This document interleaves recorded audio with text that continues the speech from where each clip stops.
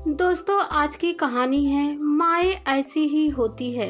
कहानी अगर पसंद आए तो वीडियो को लाइक और सब्सक्राइब जरूर करना।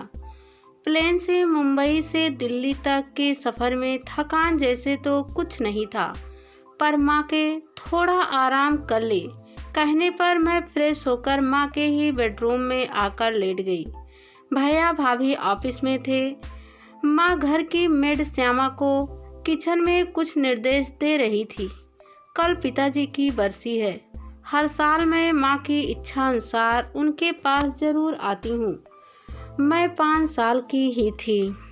माँ टीचर थी, अब रिटायर हो चुकी हैं। 25 सालों के अपने वैवाहिक जीवन में मैं सुरभि और सार्थक के जन्म के समय ही नहीं आ पाई हूँ, पर बाकी समय हर साल आती रहती हूँ। विपिन मेरी सकुशल पहुँचने की खबर ले चुके थे। बच्चों से भी बात हो चुकी थी। मैं चुपचाप लेटी कल होने वाले हवन, भैया भाभी और अपने इकलौते भतीजे यश के बारे में सोच ही रही थी कि तभी माँ की आवाज़ से मेरी तंद्रा भंग हुई। ले तनु, कुछ खा ले। पीछे पीछे श्यामा मुस्कुराती हुई ट्रे लेकर हाजिर हुई। मैंने कहा, माँ इतना सब? अरे सफ़र से आई है, घर के काम निपटाने में पता नहीं कुछ खाकर चली होगी या नहीं। मैं हंस पड़ी। माएँ ऐसी ही होती है, मैं जानती हूँ माँ। अच्छा भला नाश्ता करके निकली थी और प्लेन में कॉफ़ी भी पी ली थी। माँ ने एक पराठा और दही प्लेट में रखकर मुझे पकड़ा दिया, साथ में हलवा। नहीं, मैं इतना नहीं खाऊंगी, और हलवा तो बिल्कुल भी नहीं। माँ ने प्यार भरे स्वर में कहा, यह डाइटिंग मुंबई में ही करना, मेरे सामने नहीं चलेगी। खा ले मेरी बिटिया। अच्छा ठीक है, अपना नाश्ता भी ले आओ आप। हाँ मैं लाती हूँ, कहकर श्यामा चली गई। हम दोनों ने साथ नाश्ता किया। भैया भाभी रात तक ही आने वाले थे। मैंने कहा, कल के लिए कुछ सामान लाना है क्या? नहीं, संडे को ही अनिल ने सारी तैयारी कर ली थी।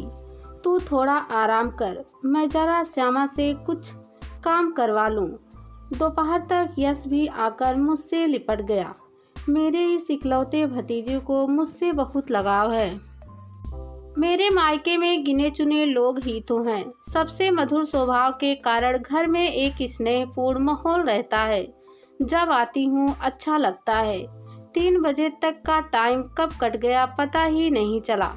यश कोचिंग चला गया तो मैं भी माँ के पास ही लेट गई। माँ दोपहर में थोड़ा सोती है। मुझे नींद नहीं आई तो मैं उठकर ड्राइंग रूम में आकर सोफे पर बैठकर एक पत्रिका के पन्ने पलटने लगी। इतने में डोरबेल बजी। मैंने ही दरवाज़ा खोला। श्यामा पास में ही रहती है। वह दोपहर में घर चली जाती हैं, शाम को फिर आ जाती है। पोस्टमैन था, टेलीग्राम था। मैंने उल्टा पलटा।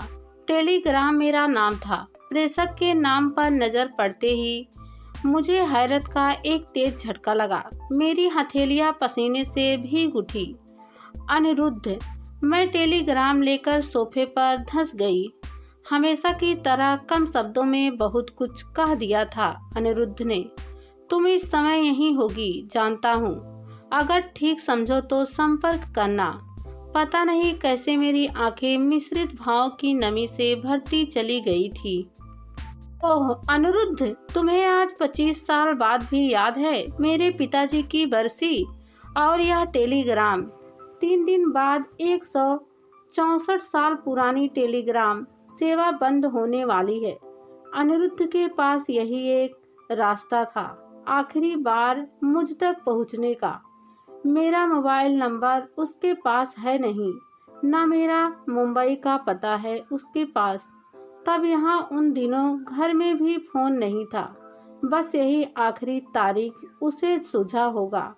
उसे यह हमेशा से पता था कि पिताजी की बरसी पर मैं कहीं भी रहूं, माँ और भैया के पास जरूर आऊंगी। और उसकी यह कोशिश मेरे दिल के कोने कोने को उसकी मीठी सी याद से भरती जा रही थी। अनिरुद्ध मेरा पहला प्यार एक सुगंधित पुष्प की तरह ही तो था। एक पूरा कालखंड ही बीत गया अनिरुद्ध से मिले।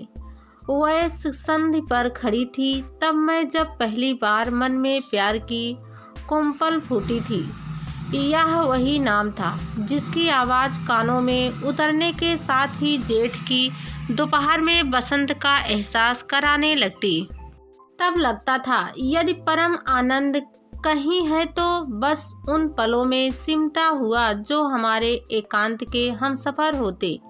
पर कॉलेज के दिनों में ऐसे पल हम दोनों को मुश्किल से ही मिलते थे, होते भी तो संकोच, संस्कार और डर में लिपटे हुए कि कहीं कोई देख ना ले। नौकरी मिलते ही उस पर घर में विवाह का दबाव बना तो उसने मेरे बारे में अपने परिवार को बताया।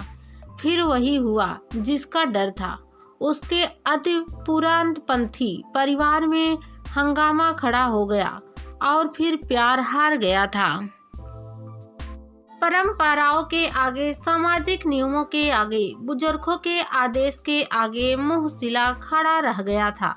प्यार का योजना बनाकर जात धर्म परख कर किया जाता है या किया जा सकता है, और बस हम दोनों ने ही एक दूसरे को भविष्य की शुभकामनाएं देकर भरे मन से विदा ले ली थी।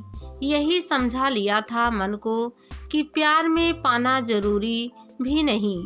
पृथ्वी आकाश कहाँ मिलते हैं भला, सच्चा प्यार तो शरीर से ऊपर मन से जुड़ता है। बस हम जुदा भर हुए थे।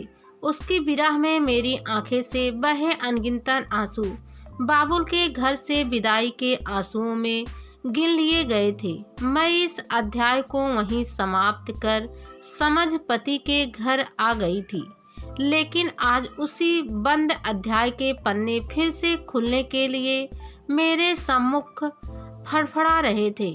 टेलीग्राम पर उसका पता लिखा हुआ था। वह यहीं दिल्ली में ही है। क्या उससे मिल लूं?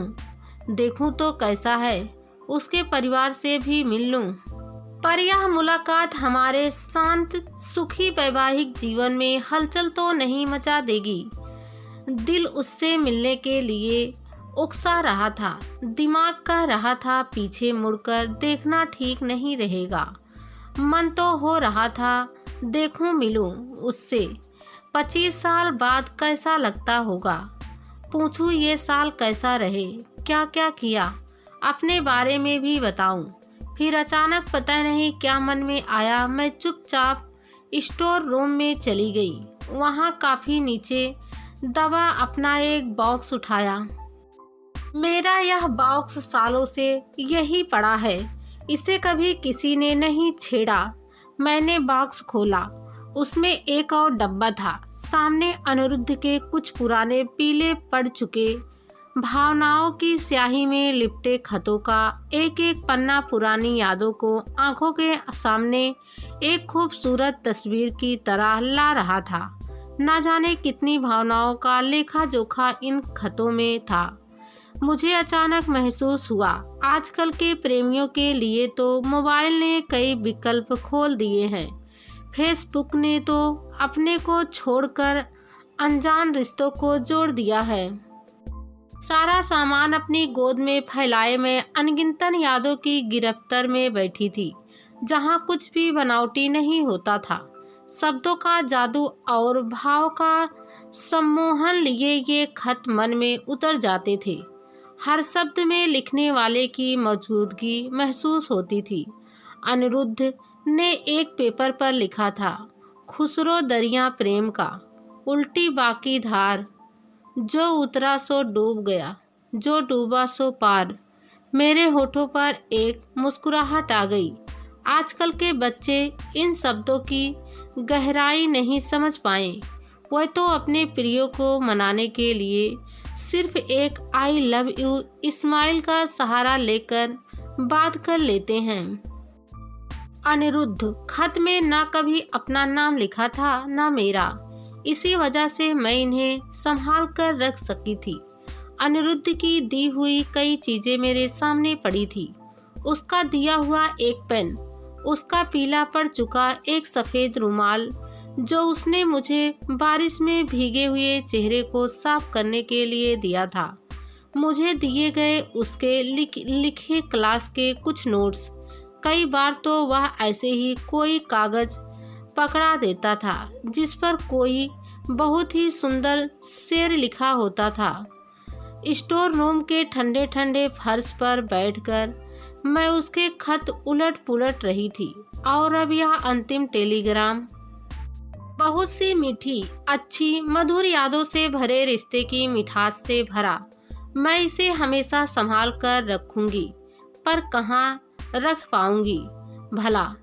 किसी ने देख लिया तो क्या समझा पाऊंगी? कुछ नहीं। फिर वैसे भी मेरा वर्तमान में अतीत के इस अध्याय की ना जरूरत है ना जगह।